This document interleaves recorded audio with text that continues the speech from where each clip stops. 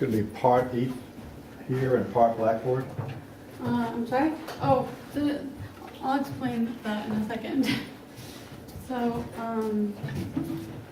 okay, so I'm going to start out with definitions. So, first I'll talk about an abstract simplicial complex.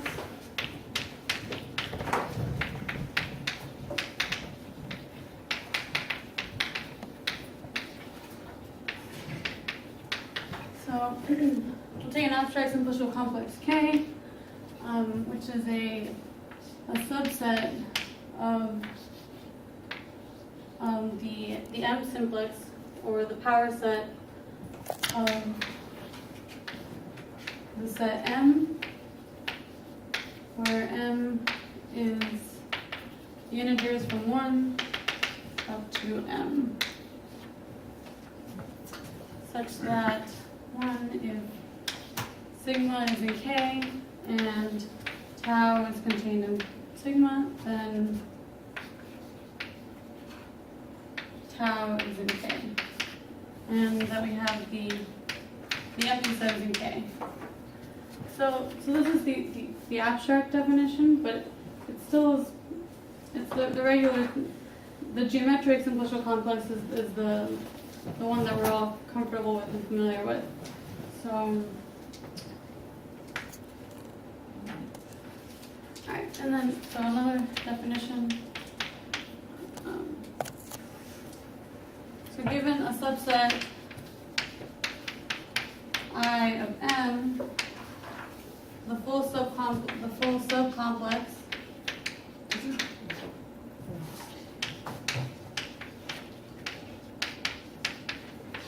case of I in M, or in K, I mean, is defined as case of I is sigma in K, such that sigma is contained in I. So I'll do an example.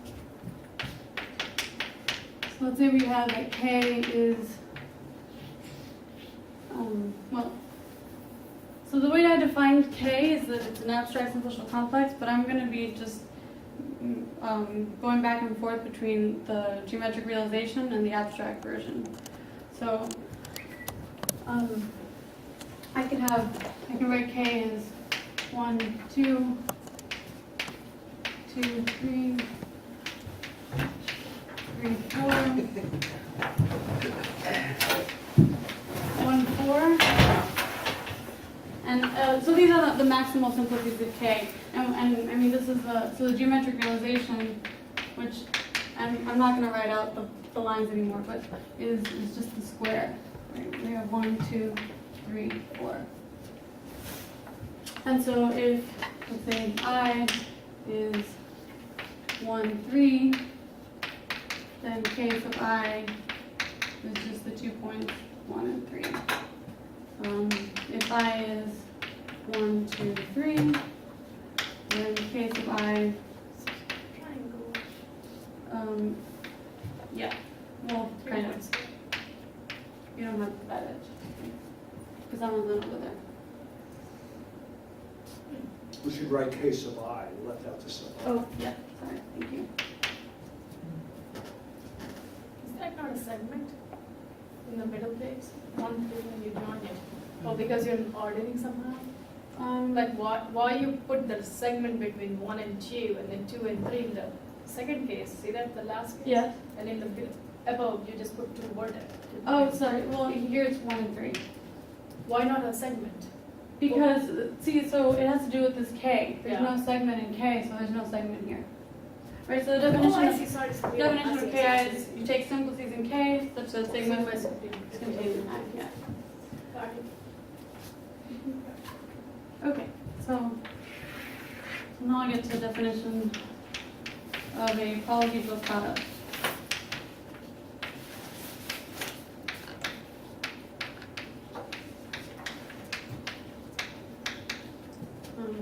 Okay.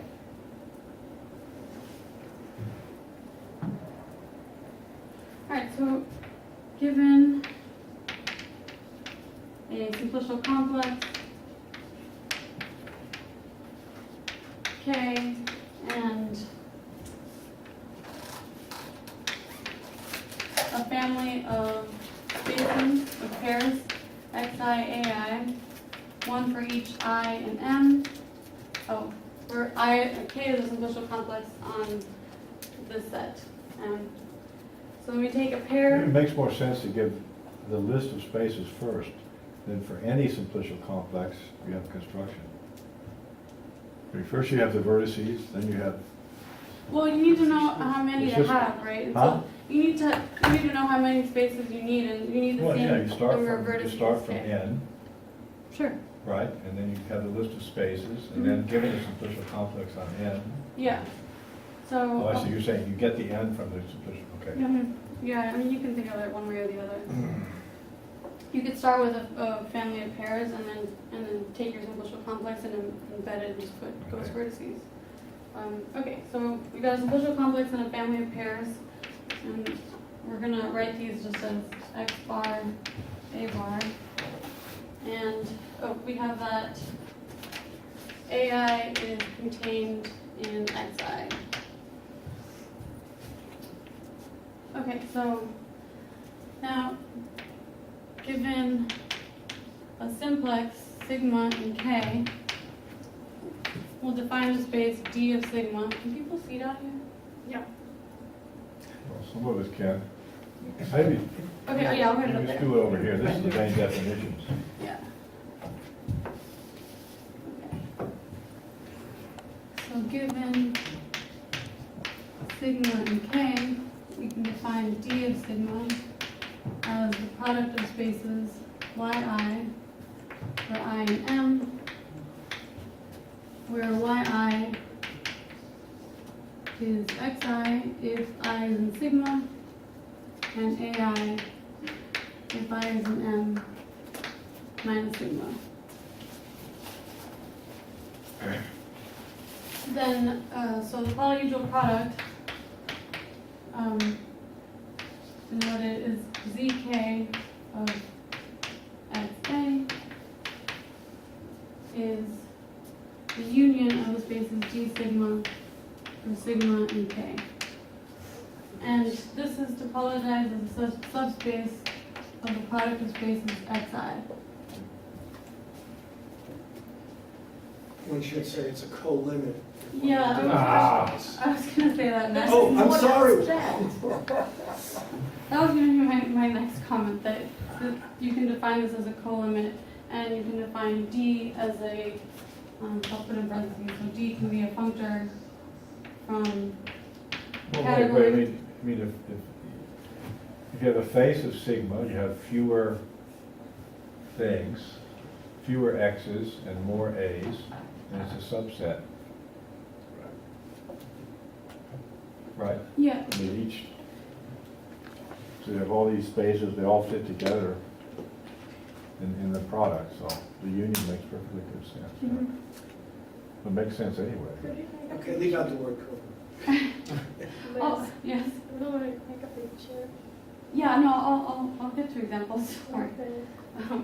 Yeah, okay, so then if you're interested, then D can be defined as a functor from the category of faces of K to CW spaces.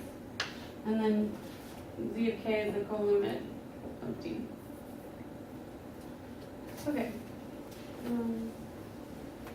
Oh, so first I did want to talk about some applications real quick.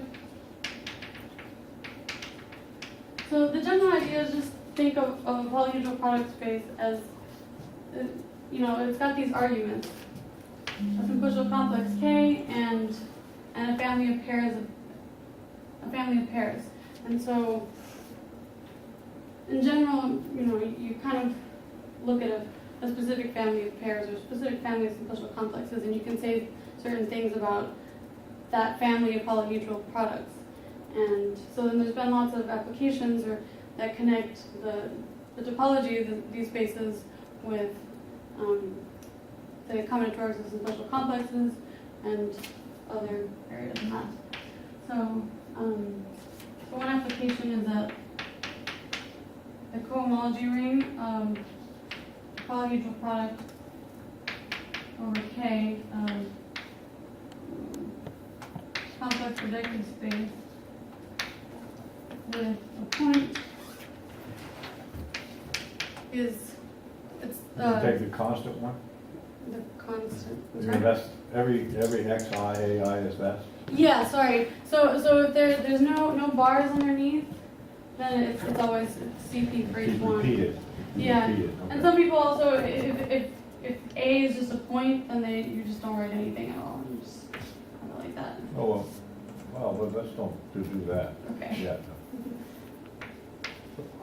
You just write one pair down, that means you repeat it for every I. Yeah. Okay. hmm Yeah. So then, however many vertices K has, you have one for each vertex. So the cohomology ring you get for this polyhedral product, I'm not going to write it out, is the Stanley-Reisner ring, which is something that's studied in combinatorics. It's a polynomial ring, and you mod out by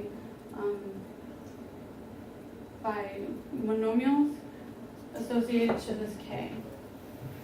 So if the K, if the simplex is not there, you set the monomial to 0? Yeah. Okay. Right, I want to make sure I understand that. That's correct. It's Yeah. the classic Because that's exactly theorems. when you look at these simplifical complex and you look at the polynomial differential forms, it's Right. very similar. It's the degree 0 forms So is you're exactly doing the that. polynomials. Right, and that's It's exactly sort of a right. general, you just take D and extend it. How many variables? Yeah. So Right, it's I'll just exactly- write it You out. take D of that ring and you just Right. get the polynomial differential forms. I'll write it out. So it's the polynomial Right, ring. exactly. Let's say if we're using And- coefficients in Z, then we've got. I'm wondering if one can prove you get the standing rise in the ring by thinking of it that way. I don't Uh-huh. know. There's a, And M is There's a nice way- season. And then you mod out by but that's exactly what you get. an ideal where you've got VI1 up to VIK. What are the degrees? 2? Yes. So you mod out by a monomial VI1 up to VIK, where I1 up to IK is not a simplex in K. Okay. This is exactly what Dennis said. And what is the variable 1, 2, 3, M is the number of vertices in K? In K, yeah. Throughout the talk, Great. K has M vertices. Okay. Or, yeah. Okay, so let's see. Yep, So that's the n minus 1 simplex. Yeah, right? Delta n is the n minus 1 simplex. Wait, say it again. Del M is the, Oh, yes, yeah, you're right. yes. This is supposed to be -1. Right, too many vertices. Yep, yeah. Yeah. Very sharp, very good. Well, I always worry about that. Yeah, N it's, plus 1 Are you vertices gonna in the n make simplex. picture? I'll make pictures. Make picture. I don't understand. that's exactly right. I'll get to it. Okay, so another one is complements.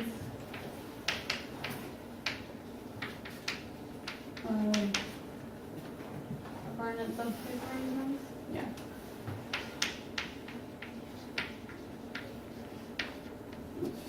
Arrangements. In combinatorics, they study given some K, you get a coordinate subspace arrangement, and I think it's in CN or RN. Well, it You- depends they on have which both. one you're working Yeah, on. they If have you're gonna be both. doing this particular one, it's in CN. Yeah, and so then if you take the complement of that, you, Coordinate, you mean the codimension 1 coordinate subspaces, or all of them? I think so. Complements of, Each face of the simplex gives you a plane, and then you consider all the planes put together to make out the simplex. Think of it in a big Euclidean space, and you remove all those planes.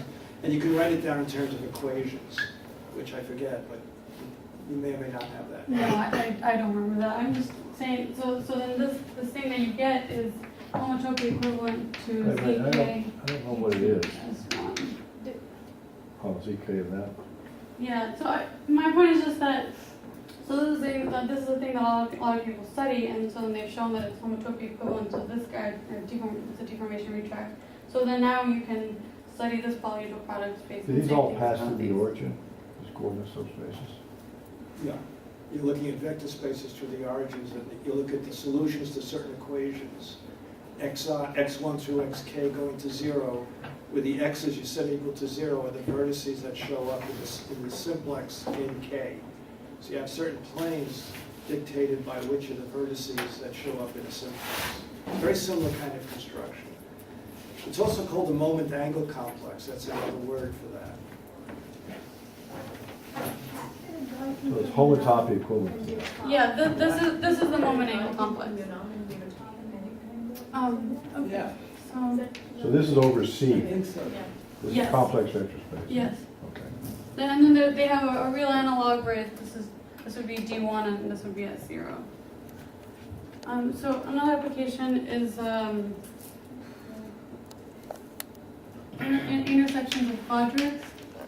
Can we do an example of 2? Otherwise it's not going to be very real. Like, No, I'm not going to do an example. well, I mean, if you just took CK and the subspace to be 0, and I want to get CK of D2 comma S1. Which one you're looking at now? Second. Well, suppose I have, Taking K to be Well, one. take K to be no, I mean, I take the origin to be one subspace, Right. and the whole space to be the other subspace. The whole space, oh, so you have a simplicial complex which has, Only two. No, I've got a coordinates arrangement. oh, you're looking at the coordinate arrangements. I want to see a simplicial complex associated. So if I have two, I'm thinking about this, let's take a simplicial complex which has 2 points, x1 and x2. One plane would be x1 equal to 0, so you get, in two-dimensional Euclidean space. And the other plane would be x2 equal to 0. And then you take the union of those 2 planes, and you take the complement of that. And that would be of the same homotopy type, zk for k equal to 2 points. D2S1. That's a very simple, stupid example, but that's the only one I really I didn't understand. understand it either.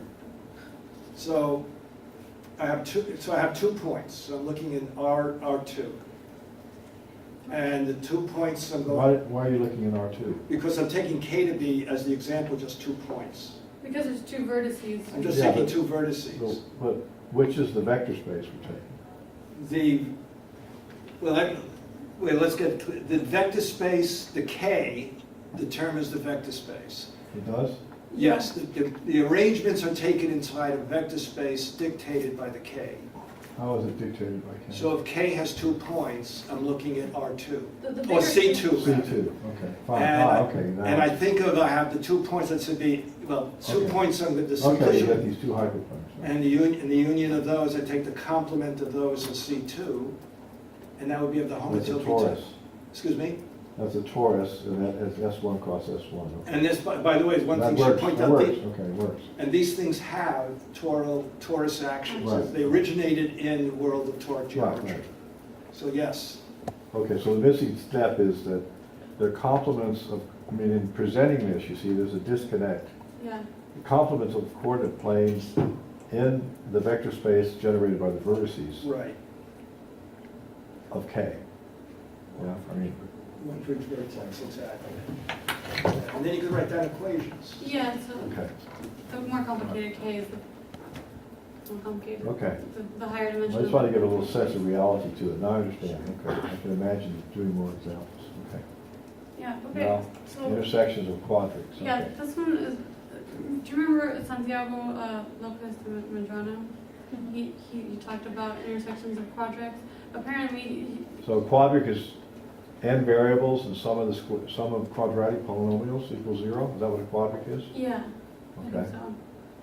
And he was looking, so he had answered some of the questions in, I don't know, several years ago for 2 quadrics, and then once he was able to view the intersections of quadrics as polyhedral products, he said that he was able to solve the problem, or at least see the solution to the problem for more than 2 quadrics. Is that correct? So, Yeah, but I really don't know that stuff very well. Yeah, I don't know but the stuff very idea well is the either. intersection of quadrics, this homotopy type can be described by polyhedral Right. products Yes. That I knew. in a was- range or exactly? It actually is exact. He's actually able to show that certain quadrics, I don't know what the conditions are on the quadrics, when you take their intersections, he studies their homotopy type and realizes they look a lot like products as connected sums of products as spheres, and he gets this beautiful structure. Right. And then he and Lopez Vidaurre and Yeah. Gittler. and Gittler observed that all of these examples that he came up with are polyhedral products in for specific Ks. So all the intersection of quadrics that Lopez Vidaurre and Sam Gittler came up It's with, not a general theorem, it's just a set of examples. I think it's just a set of examples. I'm not sure if there's a general theorem that all quadrics show up as Yeah, polyhedral so products. in their paper, he doesn't have a statement saying that these intersections of quadrics have this polyhedral product decomposition. He just says that these are generalized moment angle complexes from Gaussian. He's not clear on what the relationship is. He just uses them for like, I'm not exactly clear exactly. But then he was able to prove the things he wanted to prove about intersections of quadrics. Right. So he's replacing the D2S1 by a bigger disk modulo its boundary, Yeah. and you get more interesting examples that way. So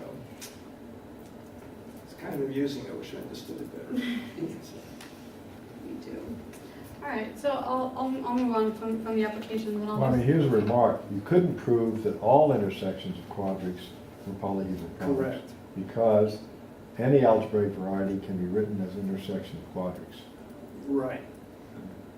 You just homogeneous quadrics. That's correct. Just by looking at the variables. Yeah. You just add more variables and you homogenize the Right. equation. uh-huh. So That's a good there point. has to be some conditions. Right, and I don't know what they are. Yeah, that's a good point. I don't know. Okay, so I'll do some examples. All right, so I like to do K, just 2 points. We'll label this vertex 1 and this one 2. So I'll run this is for you. I'm doing a nice easy example. Okay, so now I'm going to do Z, K, D1 as 0. Actually, we can do the triangle too. I like that one. So, 4 points. I don't know if I mentioned it, but Oh, for 3 points. 3 points, but for the construction. Oh, and the edges? Yeah, and the edges. And the But edges. not Sorry. just the boundary of the simplex. I changed my mind and I did a different example. But so, okay, so we only need to look at the maximal simplicities or the faces. So let's say if we look at 1, 2, then we get D1 Wait, cross 1, 2 as a vertex? 1, 2 or No, as the- a one simplex? the simplex, Okay, 1, one, 2. okay. Right, so see, so now we're taking a product of spaces where we put xi if I is in sigma and ai if I is not in sigma. Okay. So here my xi is d1, and here my ai is 0. So then for this simplex 1, 2, Yeah. I get d1 cross d1 cross This is 0. And then, Solid torus.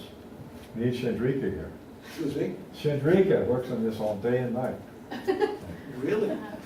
Ah. so then we take this 1, 2, 3, We're then gluing together a lot of solid tora. 0 cross. It's one too many. Well, this is I see what to do with 2 of them. but- this is d1, not d2. Huh? This is d1, not d2. Yeah, but D1 cross D1 is D2. Yeah, that's Yeah. true. Yeah. But But it has So- corners. and remember that in general we have that it's the polyhedral product is a subspace of the product of the xi's. So really this is a subspace of just of the Q. So it would be a subspace of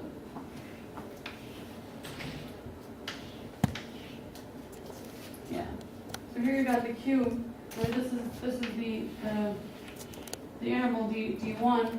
So then here if we take D1 cross D1, we get this D2, and then we're crossing it with a 0, so we get another one.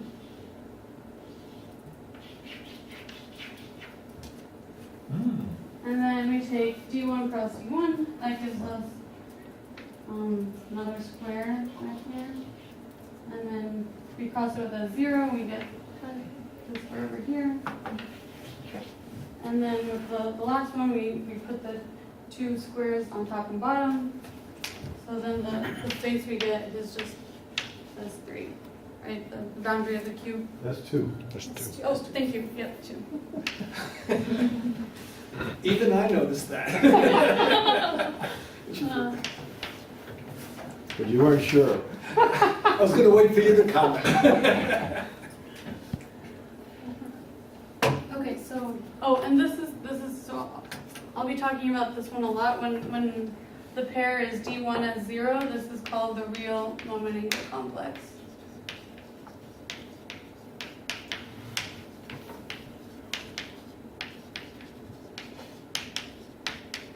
And so I don't know if you guys want to do another one, but if Can I make a quick comment, is that the analog, for the real moment angle complex, the analog of the torus, which occurred earlier, is just a real torus, which is S0 cross S0 cross S0.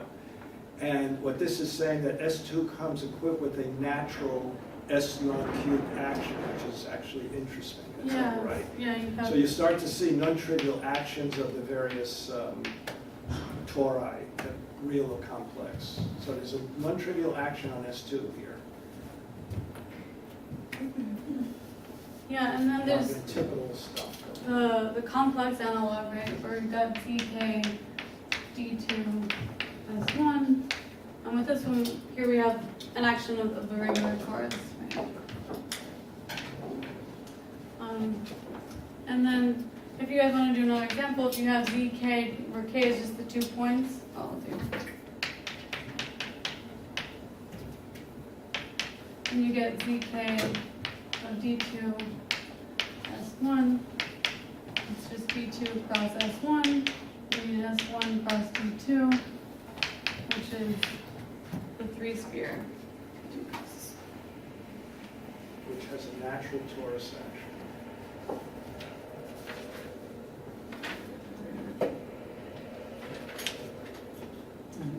Cookies.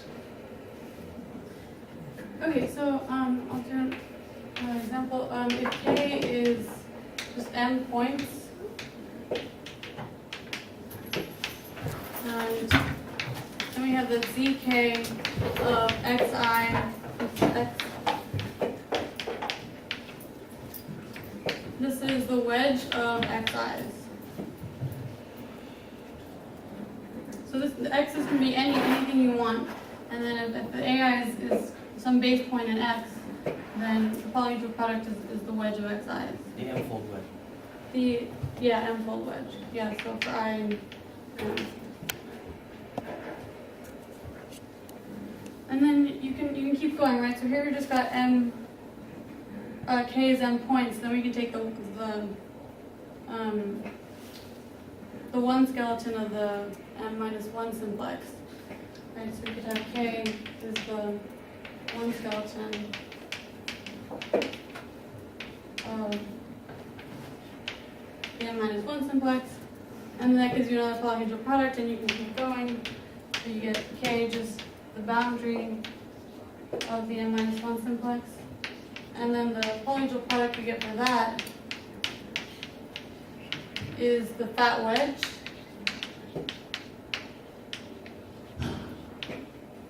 I don't know if that's a. Do you draw? What's the fat wedge? It's so it's a polyhedral product you get. It is then the definition that the normal definition for the fat wedge is you take so points x1 up to xm in the product of xi's such that at least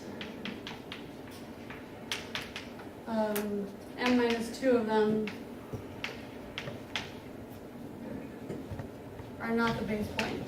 Am I saying this correctly? I thought it was at least 2 were the base point, but maybe I'm confused. No, That's I the put same thing. not the base point. Oh, not the base, okay, yes, that's the same thing, so then So what's the second one? Are these always like that?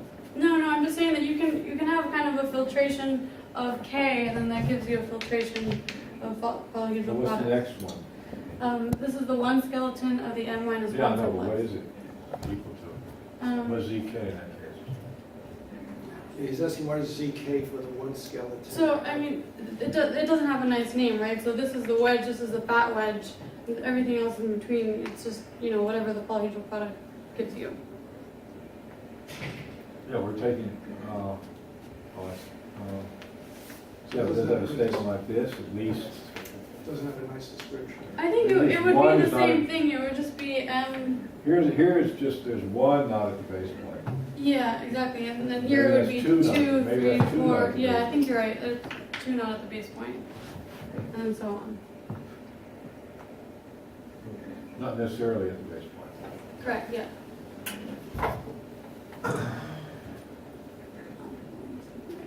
You have to say not necessarily. Couldn't be closed.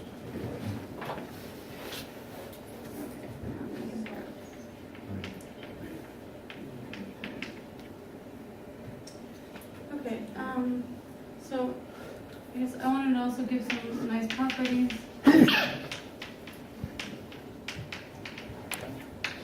Of the polyhedral product. So if you have the join of simplicial complexes, K and So, and then in light of Dennis's question, isn't there an interpretation of the polyhedral, the fundamental group of the polyhedral product for the one skeleton in terms of the group? yeah, so if K is a flag complex, then but it depends on what X and A are. I mean, Mike Davis proved that it's like a graph product of something, but if it's like S1 and a point, then you get the right angle Artin group. Yeah, that's the way, right, it's the right angle Artin groups come out of these constructions.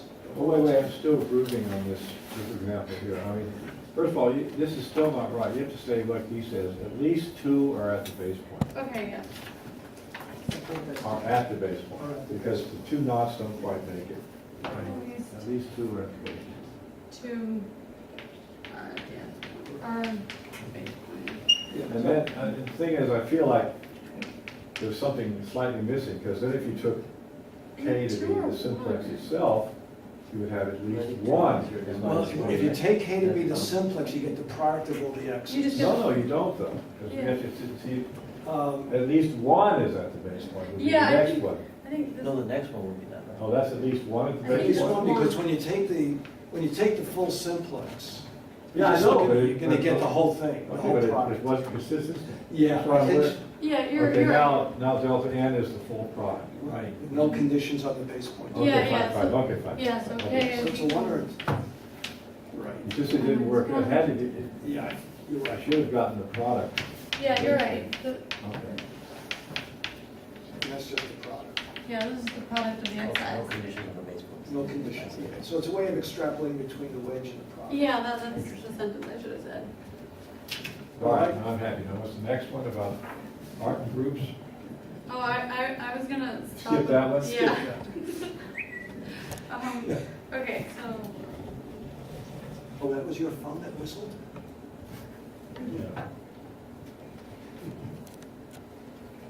Okay, so I'm just gonna give a couple properties. So if, so the polyhedral product works well, has an excellent relationship with the simplicial join.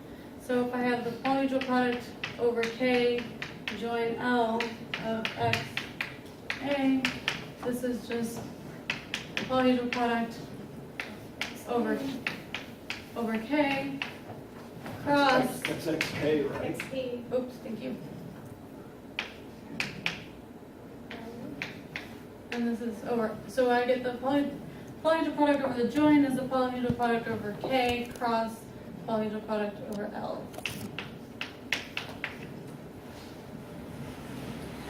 And so if we get to it later on today, we'll see a generalization of this.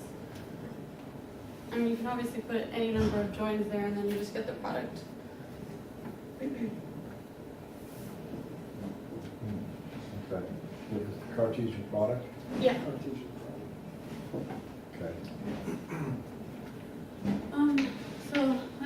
property it has is that it's functorial in all arguments.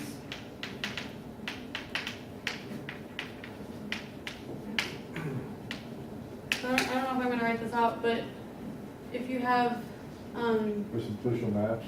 yeah, so exactly. So if you've got a simplicial map from K to L, then that induces a map from the polyhedral product over K to the polyhedral product over L. And then you can also have maps from, you know, XA to YB. And that induces maps in the polyhedral product space. And then if these are homotopic, then the polyhedral products are homotopic. You can change N. No, you have to have the same K. So you fix K and you can have these arguments change. So I was asking, here you've changed. And then so then here you get ZK. He's asking about the map on the simplicial complex. Yeah, I guess I was asking about the first one. Oh. K and L can have different vertices, the first statement. Yeah, so Different cardinalities of vertices. they can. You'd get different maps though. So you need to be careful about, so if they have different number of vertices, then you need the spaces to be have a base point so that you can so the map can send go to the base point in the complementary coordinates. Yeah, some thought goes into that. If they have the different number, if they have the same number of vertices, it's straightforward.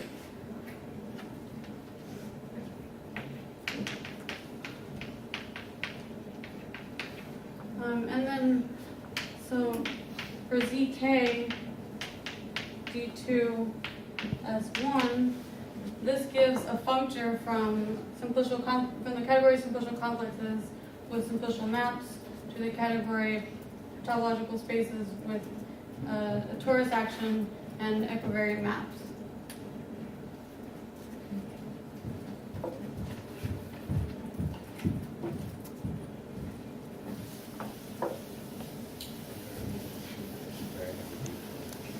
The torus axle. Yeah.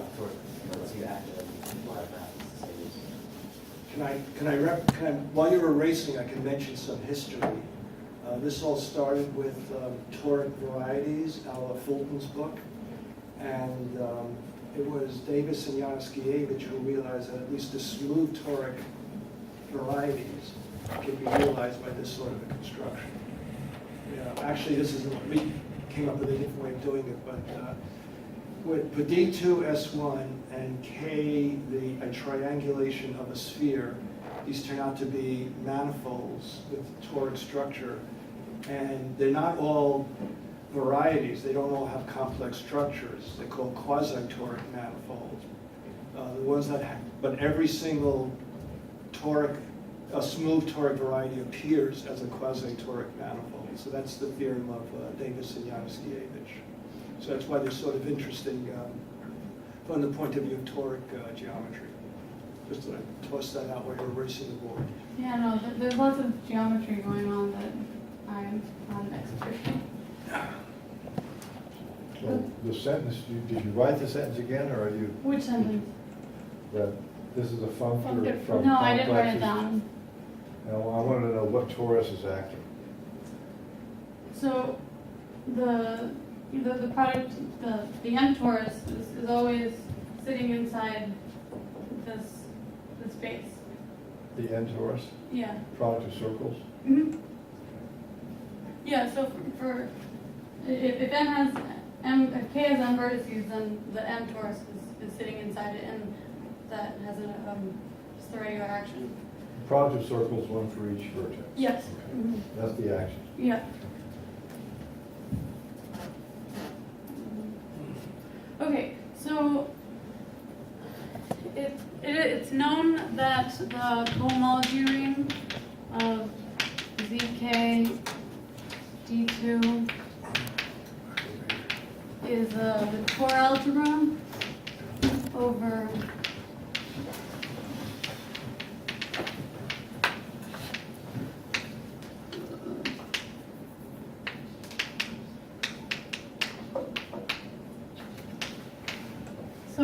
the Stanley Reisner ring that I defined over there. So we know, and this is true as rings. What is tor of a ring? So it's not it's where you have, it's the functor where you've got a, what's it called, a resolution, and you tensor, I'm not gonna. Wait, ZK, what is ZK? ZK is that Stanley Reisner ring, Oh, the Stanley Reisner ring? Oh, which yeah. is a module of the polynomial. Yeah, this one is from that right there. But, But you said there's an isomorphism of rings, too. yeah, so from, yeah, this I'm is wondering true. why. So, see, That's a hard theorem, actually. Yeah. no, but I mean, I don't exactly know what tor I can, is, some you kind can of also write it as, resolution of, you know, a ring and a module and, If I can perhaps help, there's a vibration around it. no, I want to know what the kindergarten words mean, Oh, like tor. should I throw it in, or you want me Yeah, to do it? well, So I'm going to take a resolution of, let's say, Z by three modules over that polynomial algebra on the generators, what is it, V1 to Vn? I can't see. yeah, very V1 well. to Vn. So I take a resolution of Z by projected. what's the action, though? The action is just the action of the polynomial algebra. The On what? I'm taking for a free module over the polynomial algebra. So it's just a direct sum You of. said take a resolution of. I'm taking a The free tensor. resolution of Z. What's Z? Z is with the trivial action of the polynomial algebra. Trivial action of polynomial. So when you write that down. It's not a polynomial, it's the Stanley Reisner algebra. Well, I haven't put the Stanley Reisner in yet. Oh, you haven't. So there are two variables there. Z, thought of as a trivial module over the polynomial algebra, and the Stanley Reisner ring is a module over the polynomial algebra just from the Okay, construction. fine. Oh, okay, so tor is. Tor takes- Tor takes two modules over a ring and spits out the string of groups. Yep, And they also form an algebra. They also form an algebra by a Yoneda type product. So there's a natural For the, product. for the commutative ring case? In the commutative ring case, you get a product. Okay. And that product structure, by work of Buchstaber and Panov and Buchstaber, and some Russian guys, show that that cohomology algebra is exactly the same as the cohomology of the moment angle complex, which you wrote up there. On the what? The moment angle complex. Ah, So those two So- rings are isomorphic. I, Wow. yeah, That's I can their give you, theorem. I can give you a simpler definition of the cohomology ring, or not definition, but an equivalent way of writing it. So here you take the cohomology of Ki, where you sum over all i's and all subsets I and m. Do you remember the definition of K sub I? Should I rewrite that? but wait, but there's no K there, is there? What's K There is line? K. It's from DK. K's on the left, but what is it on the right? There, in that line. What's K sub I? So remember I defined Yeah, K K sub... sub I only depends on I. No, it's all simply using K such that sigma Oh, is contained in I. Okay, fine. Yeah. Okay. So then Oh, the full subcomplex. Yeah, there's definitely a shift in the degree. Okay. But yeah, so then you just take all subsets I of your set M and see what K sub I you get. You take the geometric realization, and the cohomology of that gives you a Does generation. the shift depend on I, or does it just the fixed shift? Yeah, on it does two? depend It on I. depends on the size of I. Yeah, it depends on the size of I. That's related to the filtration in Tor. Tor has a natural filtration from where you are out in the resolution, and that's related to the length of I, how many vertices are in I. Again, it's a rather complicated equivalence, but Buchstaber and Panov worked it out. But you can just look at this. And then from this, they have a nice relationship with, you get a nice product rule. So then if you get two generators, one from some I and then another generator from some J, and if I and J have any elements in common, then the product is 0. So the ring structure for this one, it's known, and It's like the exterior algebra. except within each case of, if you have a case of I and a case of J, things can act funny. It's like, it is like an exterior algebra, because those circles, remember that's D2S1? Yeah. That circle actually makes it like an exterior algebra in some precise sense.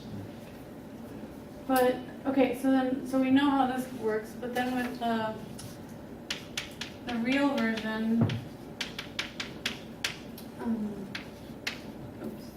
D1 is 0. So we can say the same thing about the Tor, but I won't do that now. We know that the cohomology of this guy is the direct sum of the cohomology of case of I for I and sigma. I mean I and M. So we know that this is true as groups, but it's not. We don't have the same multiplication rules we used to for the ring structure. And so for a while they were thinking that it would be the same, that if I and J had empty intersection and the product would be 0, but it turns out that's not true. You can have I and J's overlapping and you get a non-trivial product. Okay, so Is this with Z2 coefficients here, or Z coefficients? you can use integral coefficients. Those ends are Mhm, yeah. Okay, so, and I'll tell you real quick where this comes from. So, well, maybe I'll go to export.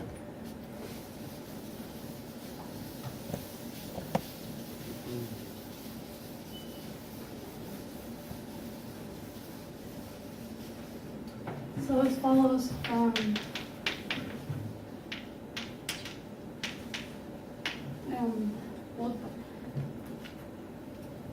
well, one way of seeing how it's true is you can look at a theorem of Martin's, Bari, Bendersky, Cohen, and Gittler. I've been sloppy with the history. So we have a theorem that says that, oh, shoot, I forgot. Find something, but okay, so you take the suspension of a polyhedral product over K, and this is homotopy equivalent to the suspension, the suspension over the wedge for I and M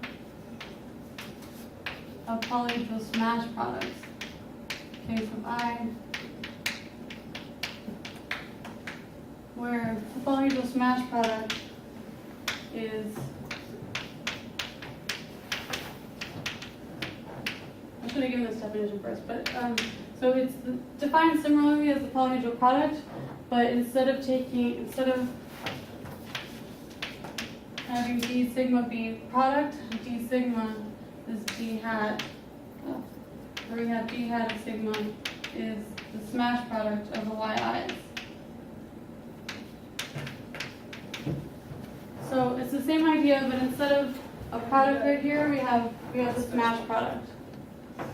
And so you can get a handle on the homotopy of the polyhedral product, the stable homotopy.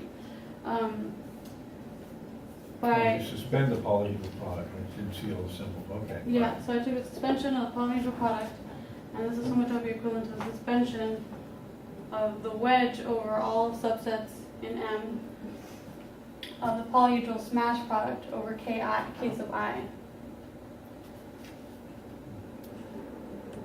And then there's the wedge lemma.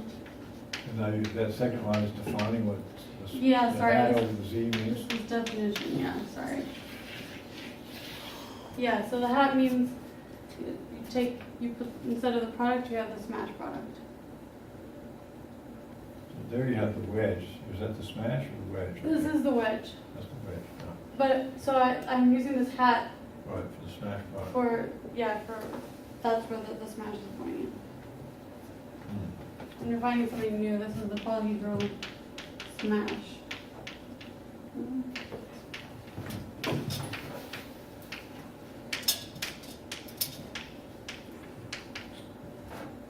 Okay, so then they also have a lemma that is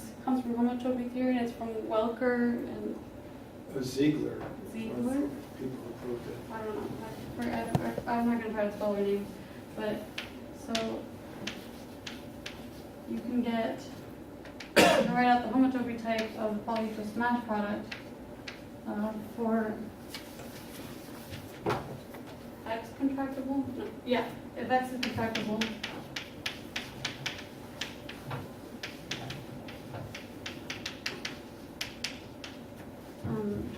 Polyhedral smash product over K of X A is the suspension of K smash A to the M. What's K, what's that symbol, K of smash means?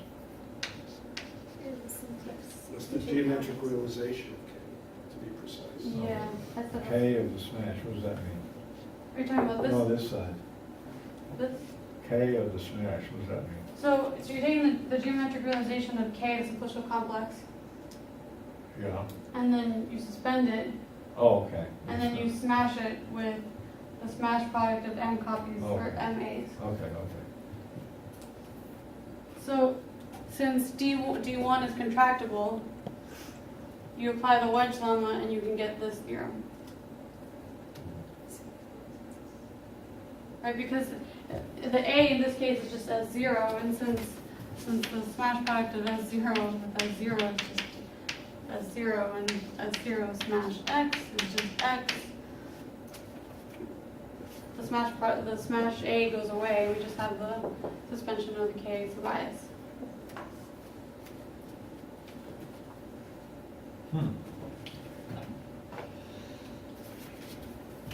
Didn't realize S0 was a unit. It is. Very much so. Realize what? Huh? Which unit It's a really? unit in the ring of spaces under smash product. The It's S0 stable wedge is- homotopy that plays the role of the unit.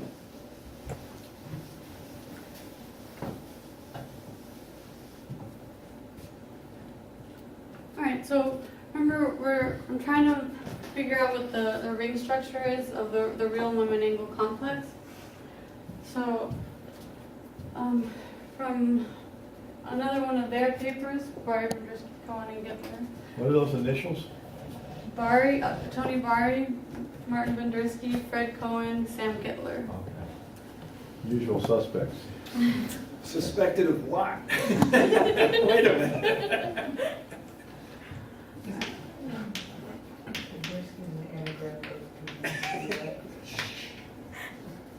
Well, I don't know if you Don't guys. get me in trouble. Go on. I don't know if you published the spectrum. It's to be published. Okay. So, Like an ad agency, BBD and O, right? BBC and G. If it was an ad agency, I'd be much richer. Yeah, right. But I'm not sure what I would be selling, to tell you the truth. okay. So now we're going to take the generator of D1 mod S0 and the generator. Oops. I'm going to get rid of that. Of the reduced homology of S0. And then, so I'm going to construct a chain complex.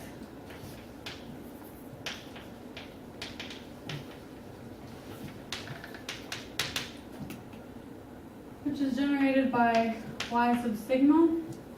What do you have, D1 mod S0? S0. Yeah, It's a circle. just a circle. Okay. I'm just telling you where this Okay. is coming from, why I'm looking at the circle when I was starting out with D1 and S0. Okay, so this is a degree 1, this is degree 0, and remember, so that there's a D1 and a 0 in each, for each n. Okay, so then my chain complex is going to be generated by y sub sigmas, and it's what you'd expect, right? So you've got a tensor product of yi's, where yi is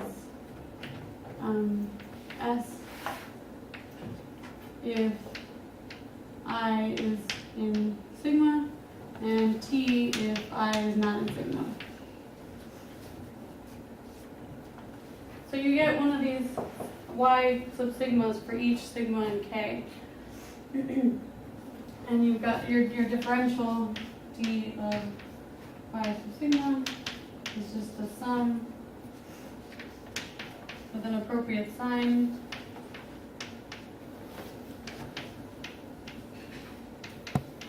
Of Y sub tau for tau contained in sigma, and the degree of tau is 1 less than the degree of sigma. So we take all of those taus, take the sum, and that gives us the differential. Tau, let's see what, what's tau? Just a simplex contained in sigma that is of 1 degree less. Okay. So I'm actually going to be restricting to the case of the n-gon, where k is an n-gon. So then if sigma is an Well, edge. this is the chain complex for the polyhedral product given by D1S0, right? Yeah, for this guy. Okay. Okay, and from the pi, oh, yeah. Use the same notation, possibly the same So from the pi in 2000, I don't know, 14? I think so, Um, about a year ago. he worked out a similar chain complex, and from that we get the cup product. So S cup S is 0. T cup T is T. S cup T is S. And the weird thing is that T cup S is 0. It's not weird, it's I'm just laughing because she's uncommutative. working on a completely different problem and it has the same notation, the same equations, and she's working on it now too. Wait, what? I didn't know that.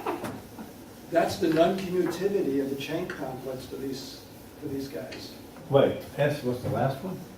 T cup S is 0. So I'm just showing all the cup relations. S union T is S. And these Those make are sense, cup right? Union products. S is 0. Okay. Yeah, these are cup products. So these have degree 1. So obviously these have to go to 0 because there's Right. no 2-degree generator.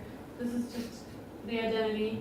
And then, so this degree 1, this is degree 0. It could be Right, 0 right. or I S. know that, right. Yeah. So it's highly non-commutative. Huh? It's non-commutative. No, well, that's the way, It that's has the to code-chain structure on unit interval Exactly. for one Those that look like the generators of a Hodge Magic words. well, except those last two things. Oh, no. the last- Yeah. Huh? ST is S, is that what you have? No, I have ST as S and TS as 0. Oh, it's not commutative. I don't know. But it's commutative up to homology. Well, if you put Q coefficients in, it could be. You wouldn't Then you would use this get that chain, Stanley Reisner. you wouldn't use this chain complex with Q coefficients, I think. But Yeah. go on. Okay, so I'm going to focus on the case when K is the boundary of an n-gon.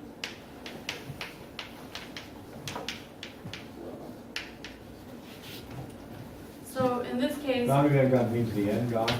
yeah, Okay. Nothing fancy. yeah, Boundary of my n-gon is 0. Okay. It's really. I say I do poly. yeah, Yeah. yeah. Convex thing with all those edges.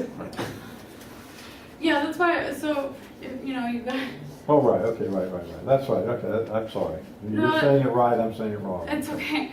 So, here, when I had, y sub sigma, so then I'll have like y sub sigma for each, each vertex and each edge, but for this edge, then the differential is gonna be the y for each one of the points. And how many spaces are you putting? What is your XA? Is it arbitrary? Yeah, but it's all D1 as 0. Huh? It's all D1 as 0. Oh, D1 has 0. Yeah, Okay. we're computing the cohomology of the real line angle complex. So, okay. And remember that, I'll just write it over here. That the cohomology of ZK, E1. Do we know what the space is, the polyhedral complex? Yes. Yeah, Tell so them what the space is. when K is an n-gon, you get a surface. Do you remember the genus of the surface? No. It's something like 4 times 2 to the number of vertices minus, I forget the, it's So a. you're it's- saying if you do the polyhedral complex over the interior, including the boundary of the n-gon, Right. then it's three-dimensional.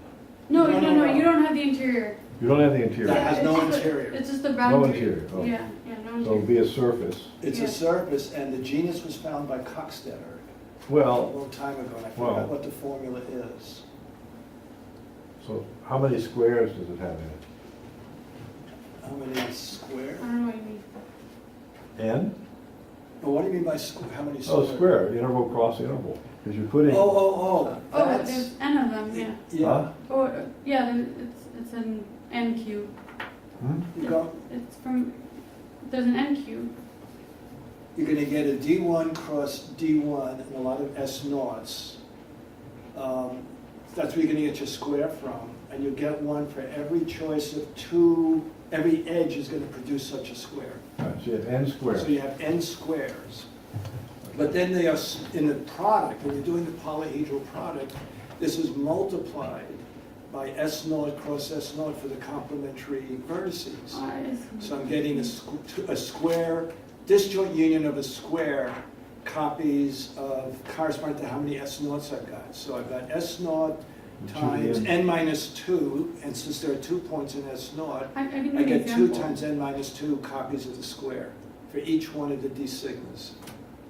Does that make sense? Each d sigma is a d1 cross a d1, that's your square. Yeah, But on the complementary parts, I'm getting an S naught cross an S naught cross an S naught on n minus 2 points. So each S naught is 2 points, and I've got n minus 2 of those. So I've got n minus 2 distinct points cross the square. why isn't it, I mean, it's 2 times n minus 2 distinct why points. isn't it 2 to the n, 2 to the something? Well, did I say that wrong? 2 times 2 times 2. I multiplied wrong. It's 2 to the n minus 2, though, 2 to the n minus 2 squares. squares. For each interval. For each interval, So you have n times 2 to the n minus 2 squares. So you right. get a huge genus. But, oh, no, because when you take the union, a lot of these things are identified. Well, Yeah, Right, so, but- Genuses, I'll give you an but I bet it's example. locally finite, isn't it? yes, but I can't. what is No, the- but I mean boundedly so. How many squares intersect, I mean, at a point? That's what I can't figure out. Okay, so Is it I bounded or we unbounded? can maybe look at the It's square. I bounded. don't know if this will help you, right? So if you got 1, 2, 3, 4, then the Riemann complex you get is the torus. And the squares are like this. So you've got one here, one in the back, and then another set right back there. So these are all kind of like this, not the same square, but these all come from one edge Yeah, of the square. Yeah, because you got D1 cross D1 cross S0 cross S0, so there should be 4 of them, yeah. And then, so the idea, and then you, as you add more squares, because of the way the union works, you're gonna get a square that goes from here to, I think, here. Wish I could remember Yeah, it's something like this. And then you're gonna have, so that's one square, and then you have another one on the inside. My picture's just gonna turn into a mess, but no, not there. Yeah. Do you see it kind of?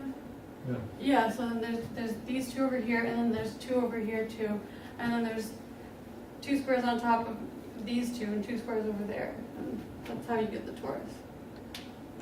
So you don't remember the formula for the genus? No. No, I don't, I mean, we can figure out, if we just, what is the, so here's a question. So how many squares, so there are 4 at a vertex there?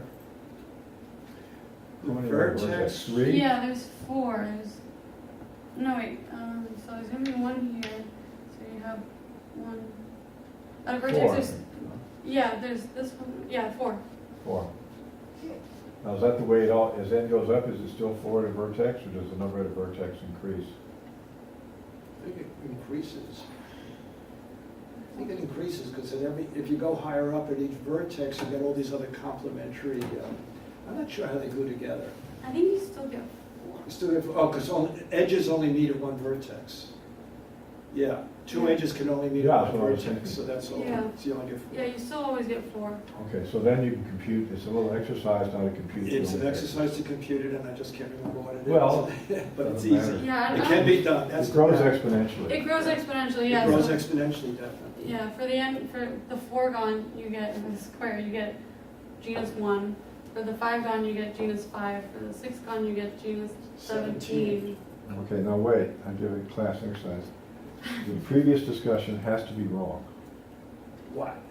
Yes, because you can't tile the surface of genus, of higher genus with squares for meeting at a vertex. Oh, so that means that Because you can put a flat metric on it. all right. Another characteristic would be 0. So the combinatorics of how things come together when you take the unions is more complicated. You made a good point. Yeah. It led you into it, but not You sucked me purposely. into it. But not purposely. I know, and that's very interesting. I thought I worked out the. But any event, You know, if you could put squares together, 4 at a corner, you pretend they're standard right angle squares, then they fit together to be a flat surface geometrically. So you can't do that. You can do that on a torus, as many squares as you want. right. Okay, but in any event, you get a surface. So it has to be, has to go up a little bit, so, yeah. I'll look that up, but I worked out the Well, how, genus. no, but how do we, just from the combinatorics, this is like something, the point of this construction is it's very concrete, explicit, right? So how many pieces fit together at a vertex? So what's a vertex in this space? What does that mean? You mean a vertex In the n gon or in the. No, in the Z of K. In the z of k? What does it mean to be a vertex? Oh, that's a good point. So a vertex of one of the squares Yeah, you'd have. always corresponds to, so the vertices, you think of D1, the D1 has the boundary of D1, the vertices correspond to the boundaries of D1. So you're looking at the boundaries of D1 across the boundary of D1 sitting in the product of D sigma. So those are what the vertices are, but how they glue together. And that vertex will appear in each D sigma. So all the vertices appear in every D sigma. So how they glue together is a question of how many ways I can take. So I take a given vertex in any D sigma, and your question really is which ones of the, how many squares can be connected to that vertex? And that's a counting argument that I can't do right now. So describe the vertices again? So the D1 S naught, D1 of course has its boundary S naught. Yeah. So when I put together D sigma, it's a product of D1 and D1 and a lot of S naughts. But in particular, the D1 cross D1 is contributing an S naught cross an S naught. So in each D sigma, I've got a product of S naughts, forget about the interior of the D1s. And those product of S naughts has given me 2 to the nth vertices. And each of those vertices, the question you're asking, these vertices appear as a vertex of a square for some D sigmas. Wait. You get that many vertices, and then if you change to another, are those all the vertices? Those are the vertices for each D sigma, yes. Because each D sigma is a product of D1. Yeah, I got it, but then you put 2 D sigmas together, they intersect along a vertex. Right. How many vertices are in that part? That's the part I can't do in my head. No, how many vertices, not how many faces. Oh, and how many vertices in each intersection? Well, if there's a D1 cross a D1 in those coordinates, I get 2 vertices coinciding. If the only possibility is there'd be at most 1 D1 coinciding, because there's 2 D1s in the same slot, it's exactly the same D sigma. So What's the statement? You give me the argument, what's the statement? If I'm claiming that if there's if I look at a d sigma for one sigma and a d tau for another tau, the only possible intersections is one d sigma over a vertex. I'd have to have at most one copy of a square, of an interval. How many vertices are over a vertex? How many vertices are over a Yeah, vertex? you have two d sigmas intersecting over a vertex. Right, I think there are only two. Only two vertices there? Because in an intersection of a d sigma and a d sigma, I've got a d1 cross an s naught, and I have another d1 cross an s naught. So that's where the intersections occur. I said it wrong. So d1 cross s naught is giving me 4 vertices, and the other d1 s naught is giving me 4 vertices, and when I multiply them together, it looks like I've got 8. So I think that makes sense. Each d sigma, each d sigma has 2 to the n vertices. right, but in each d sigma, Wait, okay. 2 of that, there are 4 of the vertices are occupied as boundaries of an interval. In each d sigma, 2 of the corresponding to 2 of the vertices. I'm sorry, we have to be careful. Corresponding to 2 of the vertices from the simplicial complex, from the n-gon, there have to be 2 points from the n-gon which have intervals. Wait. This thing is sitting over the n-gon. We have the part over each simplex. Right. I'm asking how they intersect Right. over a vertex. Right, So there's so- one vertex, the n-gon. in this So the one discussion. vertex of the n-gon, let's suppose I've got v1, v2, and v2, v3. Those are the vertices, and they intersect over v2, right? So I'm looking at 2 edges which come together in Yeah. v2. How many vertices are there? Right, so over v2 is what we're interested in. Sitting over v2, I've got the disk cross, I've got a disk, I've got an Just the interval disk. rather, d1, cross the disk from the first vertex.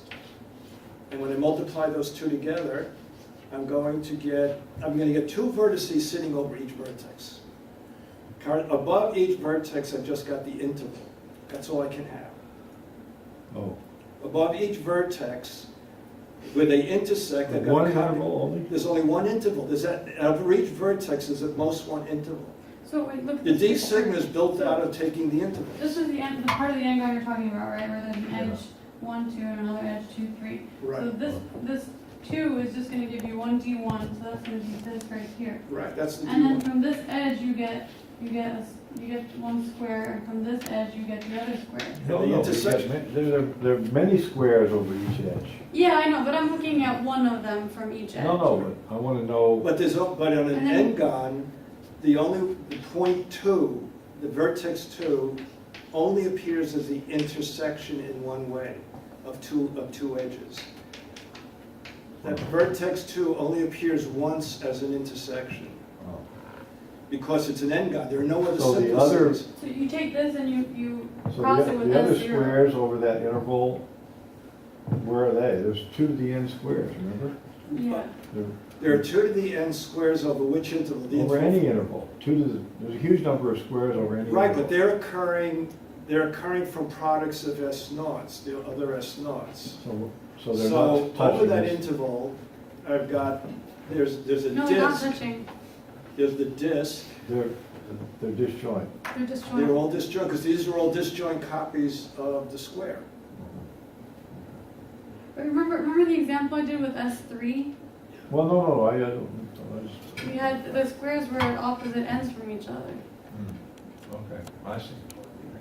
So, since we can count the number of vertices over each interval, You can count the number and of they're, vertices. basically, they're not wasted, they're not shared. Right, They and you very, can, ignore the fact that they're not, there's no sharing. there's no sharing. Except there's just, And you can actually so you count, have an exponential number of vertices. right, and you can times count n. the Euler characteristic from that count. You can actually figure out the Euler characteristic of what shows up. Yeah, you don't need to know this other question. Right, you can actually figure out the Euler characteristic directly from this Yeah, combinatorics. right. Of this, knowing the vertices and the number of squares, you Right. do the rest. And in fact, that's the E2 term of the spectral sequence, is this calculation. Just can't remember how it goes. In any event, onward. Okay. All right.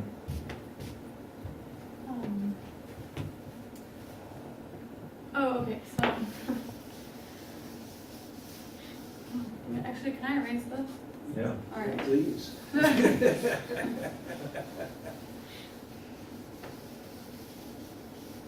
how can we stop you anyway? All right, so remember that the homology of the real line angle complex is the direct sum of the cohomology of the suspension of the ki's for each I, for each subset I. Okay, so when we've got our n gun, we're going to take subsets of m and then look at the case of I we get.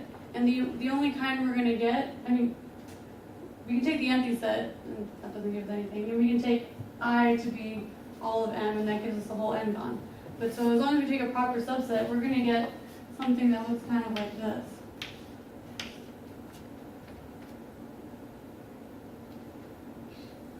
Right, so remember we did the example of the square, we got, with one example we got 2 points, and then we got kind of like just a segment.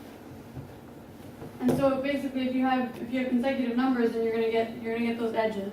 And if they're not consecutive, then there's gonna be a gap. So you're just gonna get the homotopy type is look like this.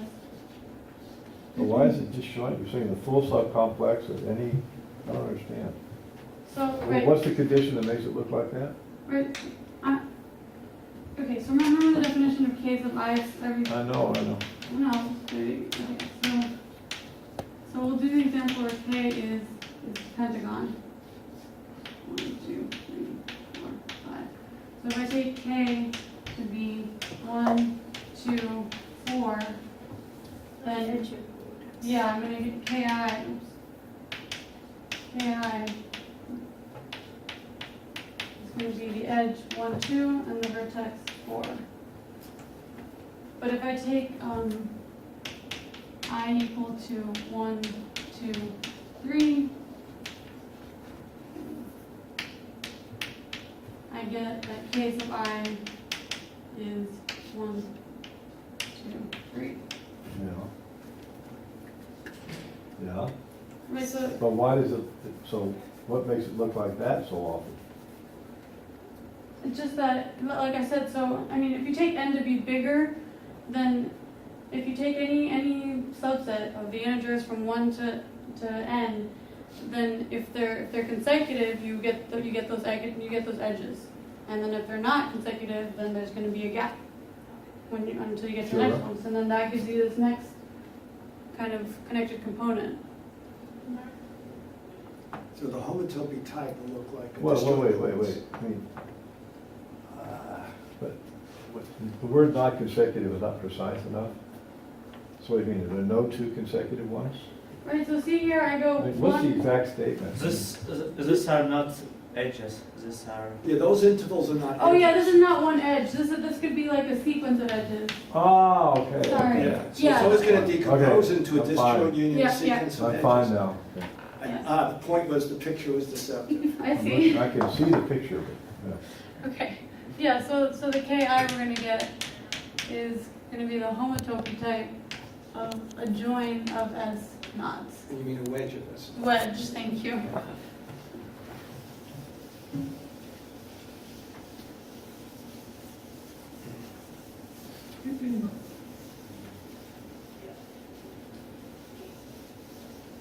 So let's say we have, I is equal to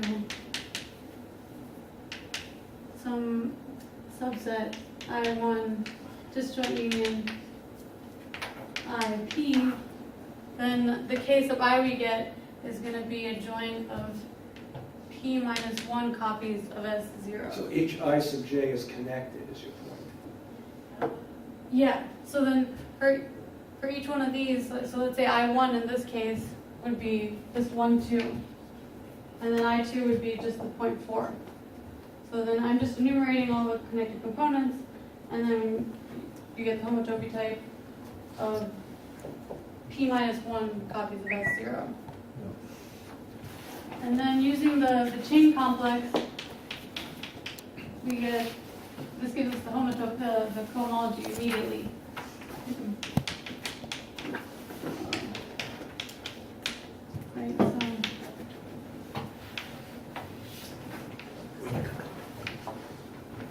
so we get, so it's gonna be the direct sum, it's gonna be the sum of y sub sigmas for sigma in I1, the direct sum of y sigmas for sigma in I2. Oh wait, no, sorry, this is wrong. For I in I1. Like that.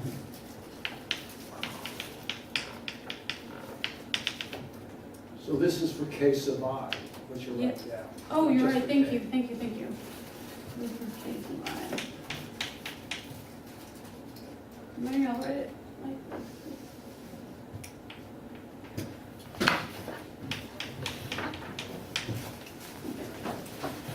Alright, so we're picking some I that has these P components, and then we're gonna get P minus 1 generators, because there's P copies of S0, and we're taking suspension, so they all have degree 1.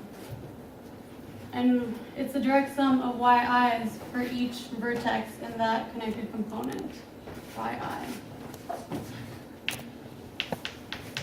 Yi for I and I P minus 1. And So you're kind of giving the proof of some theorem you haven't stated yet? oh yeah, That's okay. property. So yeah, so then this gives us the degree 1 generators. Okay. So as I mentioned, the cohomology ring of the real lemma angle complex is the surface. So we have degree 1 generators and a degree 2 generator. We want to see when the 2 degree 1 generators multiply to the degree 2 generator. And so now I'm telling you what the degree 1 generators look like. And then, so then from those cup products at the chain level, we can figure out what the products are in cohomology. Can I throw in a thought? Mhm. The point is, obviously, being a surface, if you had the symplectic basis, you'd be done. But it became important in this game to understand the product in terms of the terms given by this decomposition, Right. so that one could understand how the symplectic basis relates to this combinatorial basis. This is more of a combinatorial basis. Right. So that's the motivation for why one wants to understand this. I just thought I'd point that out. Yeah, and like we talked about earlier, the genus is increasing exponentially, but we have a nice handle on the simplicial complex on the n-gon. Yeah, so then the question is, how can we figure out, how can we talk about the cup products in terms of the simplicial complex? And so then these are the generators that we get in terms of the case of i's. So this is also a special case of any triangulation of the sphere gives a manifold in the other case? Yeah, right. Huh? This is Yeah. just triangulations of the circle. Right. Yeah. Right, exactly. It's much harder in the case of a bigger sphere, of course. That's an interesting question. The fact, and for D1S0, I don't even think it's been worked out for an arbitrary sphere. I mean, D2, S2. D2S1, I think the product is so much easier because you don't have to worry about intersections or anything. The content of what's going on here is what happens when two of these i's and j's intersect. So it's understood for triangulations of the circle. I don't think it's well understood even for What's it? Excuse me? That's it. The cohomology structure for the moment angle complex D1S0. We know it's a surface in this case. In general, it's a quadratic, according to Lopez Vidaurre. But the product structure is not completely understood in terms of the combinatorics.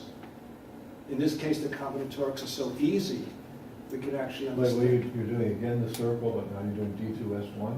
In D2S1, this answer, it's much easier to do D2S1 because when you're doing Over the circle. over the circle, it's much easier. over any K. Over any case, but especially over the circle. It's a three-dimensional Now, what manifold. other cases are there? Excuse me? What other cases are there? There's this case.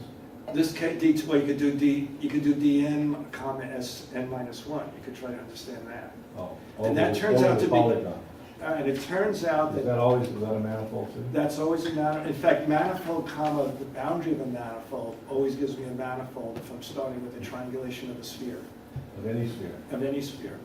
Oh, So what's interesting, since you asked, the D2S1 case tells you what to But being a do. manifold must just be a local question. So It is, it's exactly. It should just be for any triangulation of any manifold. I don't think, I have to admit, I'm not sure. I think K still has to be a triangulation of a sphere, but I'm not sure. Yeah. I don't K- think, I I think don't that's think it pretty works true. in general. Well, you're fitting these pieces together, being a manifold is local. But, let's see if I could, Oh, but the fitting together is kind of global though, because there's No, other but pieces. even this doesn't work if you put not a circle, but something. yeah, you've got to, it's the way they come together. You're looking, these pieces, see what's happening is over the, if you think of what's going on over the, not the sphere, but the solid polygon. So you're looking at a polygon in n space.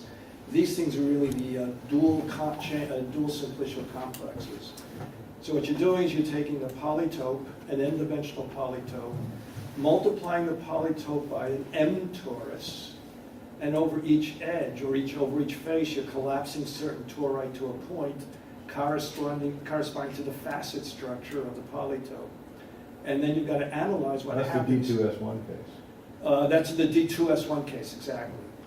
And so you have to analyze what happens when they intersect. So if you happen to have what's called a simple polytope, you will always get a manifold by this construction. It's toric, I don't know what the terms are. But if you don't have a manifold there or something, or a ball, Oh, you're using basically. the fact it's a convex set. You're using the Yeah. fact that it's convex, Ah. exactly. So I'm thinking of the dual version, the one that was actually the algebraic geometers look at. The convexity of that and the fact that it's simple play a role in saying it's a manifold. So these are the dual complexes, essentially, of these polytopes, using the post-set duality. So I actually, go on. Okay, so I can tell you now, I'll give you the theorem. So let's say we take, so given two subsets, J and I and M. Oh, well, actually I need to write that out, where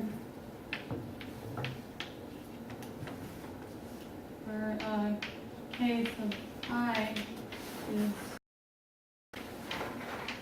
oh, no, K sub I is the homotopy type of the wedge of P minus 1 I think you want that to be a superspread. and K sub J is the homotopy type of, let's say, Q minus 1 S naught.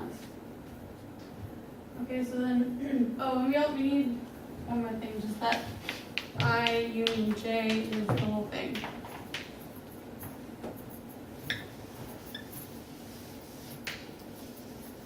Right, so any degree 1 generators comes comes about this way, and so, okay, so then now. Right, these are all zero dimensional. No, remember we're taking the suspension, Ah. so that gives us degree 1. Okay, yeah, so all the degree 1 generators arise this way, so now we'll take two alpha and beta.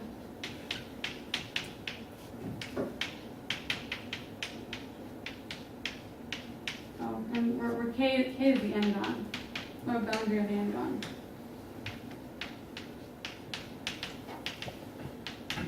Okay, so we're taking two degree 1 generators, alpha and beta. Alpha corresponds to one of these connected components from K sub I, and let's say beta corresponds to one of the connected components from J. So let's say alpha. So there are two elements in there which correspond to those things, Yeah, so, and not just any two elements. Right.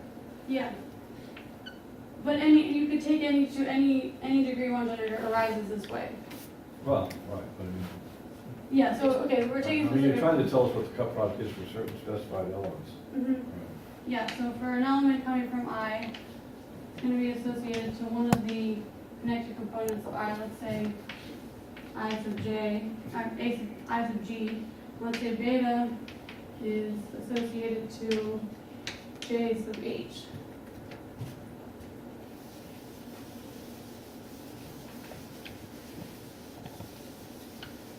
you have like roughly 2p of alphas, 2p choices for alpha, Yeah.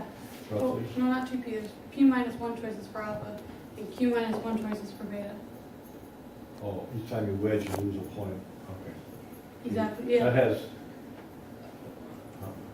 how many points does that have? So P or p minus 1? this has, we've got 2 as zeros wedged and there's 3 points.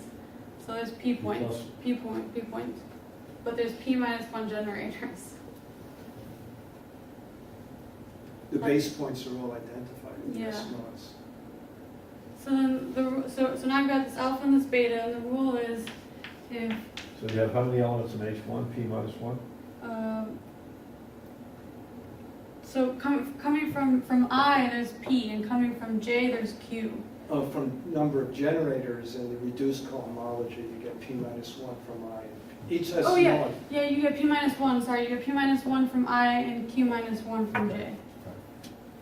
And so So alpha is one of those guys and beta is one of those. yeah, That's exactly. what you mean. Yeah, alpha is one of these guys, beta is one of these guys, and so then alpha, let's say it's associated to some I sub g, where g tells you the connected component, and beta is associated to j sub h. If I sub g is not a subset of j sub h, What are these G's and H's? right? So remember, we've got our I looks kind of like this. Oh, yeah, So I'm saying alpha is associated to, let's say, this guy. okay. And beta is this, and then for j we're gonna have the others, and yeah. So if I sub g is not completely contained in j sub h, and j sub h is not contained in I sub g, and k sub j sub h union I sub g is contractible, then alpha, or actually if and only if alpha cut beta is gamma the degree 2 generator.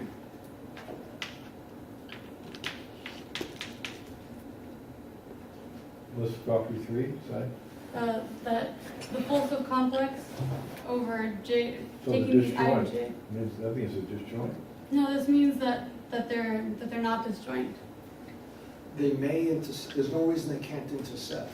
Oh, they should be homotopy. Yeah, they should be homotopy. They should. Oh, okay, okay, Yeah. they should intersect. They should. Well, they don't have to intersect because you could have 1, 2, and then 2, 3, and then the full subcomplex you get from that is connected. And so that's what we're looking at. And if that's contractible, then the cut product is non-trivial. For that to be contractible, they have to intersect, right? No, like I said, they don't have to intersect. Why You not? could have 1, 2, and 2, 3. What's not intersecting? Right. Write the picture. It's the definition of the full subcomplex. Right, so I've got 1, 2, 3, 4, and if I sub g has 1, 2 in it, and j sub h has 3, 4, then the union of these two is 1, 2, 3, 4. But then k sub this guy, the union, we call it u, k sub u is this 1, 2, 3, 4, and this is contractible. So the full subcomplex is not the same as just the union of the inputs.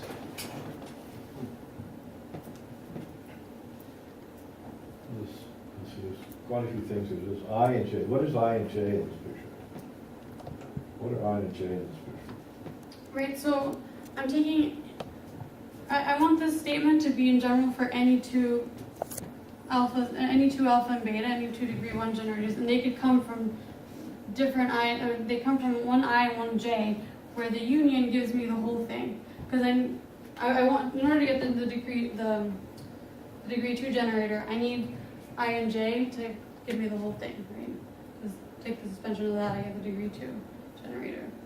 But Okay, now what are the I sub G's? Are these components? yeah, so remember that I sub G, or I and J, like I gives me P components or P minus 1 generators. And so, Okay. yeah, so alpha is associated to one of these generators. And so then if So you, what's an I sub G? J sub G? Like 1, 2 is the I sub G. No, so- no, no, abstractly. Uh, What is that, what is I sub G? What are the components? Yes.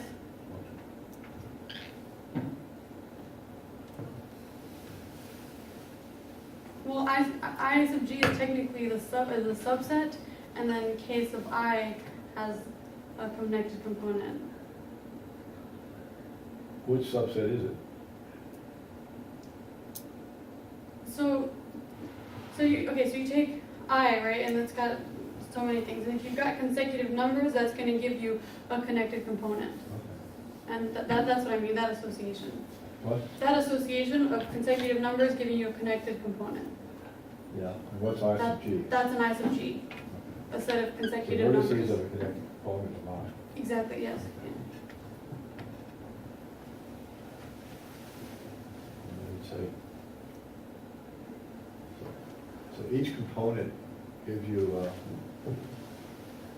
one-dimensional generator. Yes. And then you take two for those two components. Suppose they don't contain each other and their union is contractible. That just means they overlap. They They don't- just touch. Yeah, they can just touch They exactly. can just touch, they don't have to. They don't have. Well, I mean, that's, their closure overlaps. Okay. Yeah, but so the interesting thing is that they can intersect, and for moment angle complexes, you can't have the subsets intersect, or I mean you can, but then you get a trivial product. In this case, you can have subsets that do intersect, and you get an interesting product. Okay, and if it's not contractible, it's zero? Correct. No, it's always a generator? It's not just two times a generator? It's always the generator, or it's plus or minus. Huh? It's plus or minus, but it's not two times. And you can compute the sign. Yes, using that chain complex.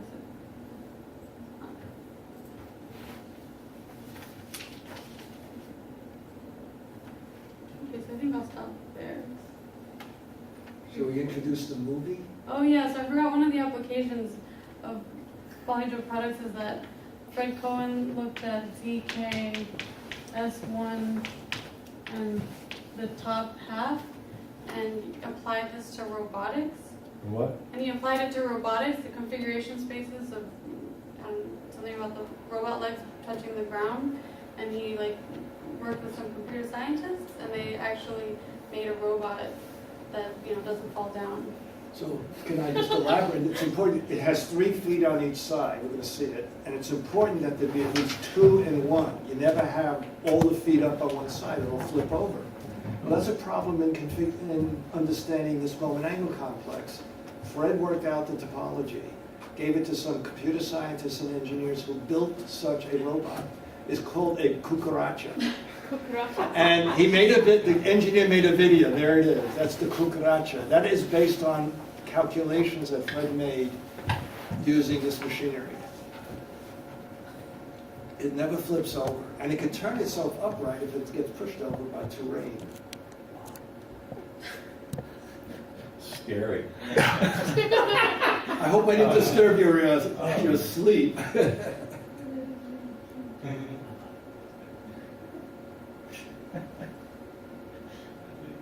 Why it's called a cucaracha, I don't know. That's pretty good. 'Cause it has- If you need music. Oh, the cooking music, cucaracha music. Yeah, that's fine. Ooh, it's crossing the. It walks It's like by a, an it's really insect. alive, too. isn't it? Whoa, and look, he didn't turn over. Oh.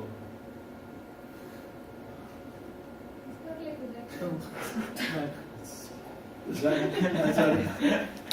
I don't like this. It's gonna flip over, I think, but it writes, no, it actually can swim.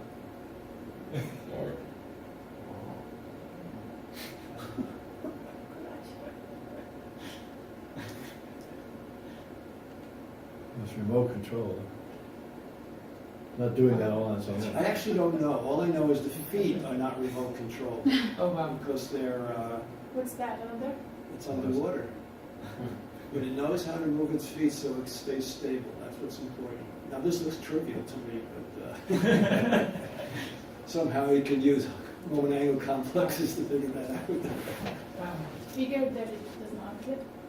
If it does flip because of the terrain, it'll right itself, like it's doing now somehow. Looks like its guts have been exposed. Oh,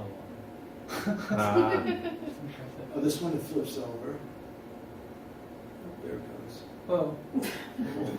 Did they end up with a robot at the end? Watch this. Ouch. Oh, wait, they cut it. Wow. Who needs pets? So don't ever say topology has no application.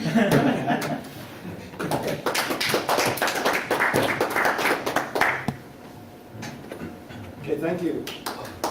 Does the ring structure have an application? I think Santiago Mastrano was using it to look at the intersections of quadrats. And Excuse me?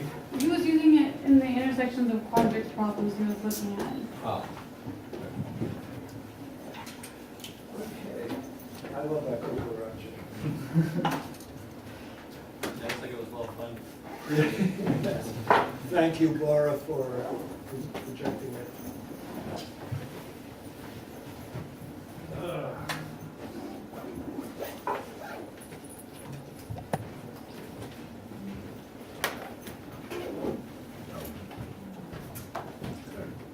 So I should go downstairs and apologize for not showing up at your Oh, party.